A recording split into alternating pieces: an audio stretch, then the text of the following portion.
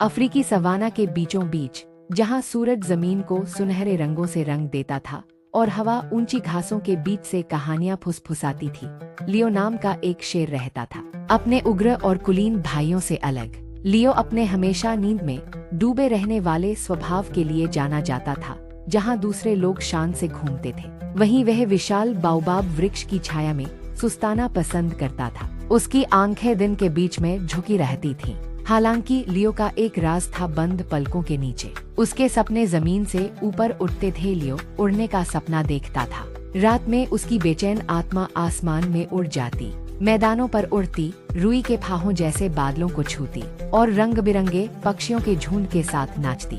ये सपने उसे एक ऐसी लालसा से भर देते थे जिसे वह सूर्योदय के बाद भी नहीं मिटा पाता था। उसके दोस्त मिलनसार मीरकैट और सुंदर गजेल अक्सर उसकी निकटहमेरल जीवन शैली और अनोखी इच्छा के बारे में उसे चिढ़ाते थे। जब दहाड़ सकते हो तो उड़ते क्यों हो? मीरकैट मार्विन हंसा, जो शेर के विशाल पंजों की प्रशंसा करता था। उड़ो ऑर्किड जैसी गजेल सेलेन उसकी जम्हाई लेते हुए जवाबों को चतुराई से टालते हुए हंसी।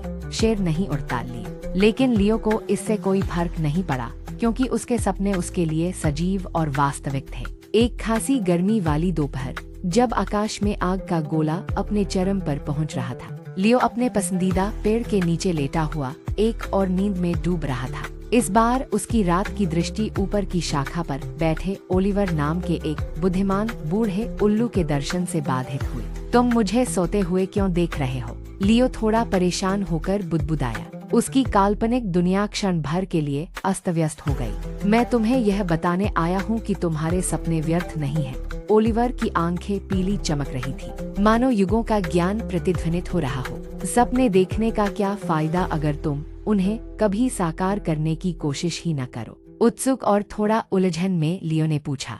मैं एक शेर कैसे उड़ सकता हूँ? यह समझ से शुरू होता है, ओलिवर ने रहस्यमयी ढंग से उत्तर दिया, और फिर अपने पंख फैलाकर दोपहर के आकाश में उस शान से उड़ गया जो केवल एक पक्षी में ही होती है।